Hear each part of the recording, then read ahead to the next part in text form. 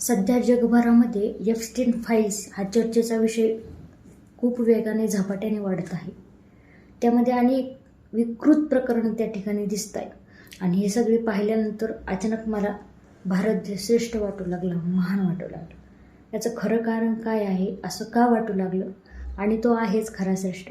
कारण बाकीच्या देशांच्या मते, मग ते युरोप असेल, आफ्रिका असेल, अमेरिका असेल किंवा जपान असेल, कुठलाही देश असेल, त्यांच्या मते सुख म्हणजे काय असं जर त्यांना वाटत असेल ना, आपल्याला अद्याप तरी तसंच दिसतं. त्यांच्या मते पैसा, पद, प्रतिष्ठा, मान, समाजामध्ये वाहवा करणारी लोक, मान, सन्मान, ह्या सगळ्या गोष्टीच म्हणजे सुख आहे. थोडक्यात हे सगळ्या गोष्टी मिळून, पैसा मिळून, मला पाहिजे ते मी तसं वागणार, जे पाहिजे ते मी मिळवणार, थोडक्यात शरीर सुख उपभोगणार, ह्या गोष्टी त्यांच्या मते सर्वश्रेष्ठ आहे आणि यालाच ते सुख म्हणतात.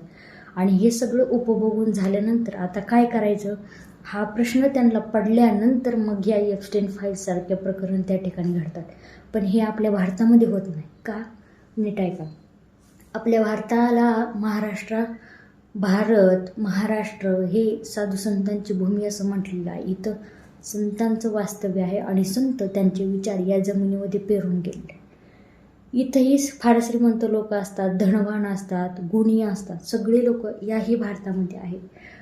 पण यांनी सुद्धा हे सगळं सुख संपत्ती उपभोगल्याच्या नंतर आता आपल्या आयुष्यामध्ये पुढं काय करायचं असं जर त्यांना प्रश्न पडला असेल ना, तर त्या व्यक्तीला माझं सांगणं आहे, तुम्ही हिमालयामध्ये देवदर्शनाकरता जा आणि तिथं डोंगरामध्ये, पहाडीमध्ये जा.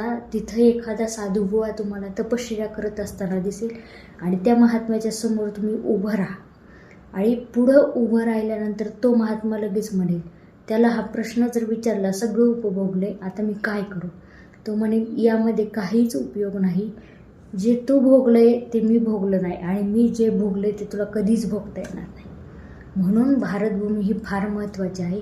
इथं बाहेरच्या सुखापेक्षा अंतरंगामध्ये जे सुख आहे, अंतरंगामध्ये डुंकल्यानंतर त्या भक्तीत साधना रत होऊन तिथं उन्मत्त होण्याचं जे सुख आहे ना, ते त्यांच्याकडे नाही.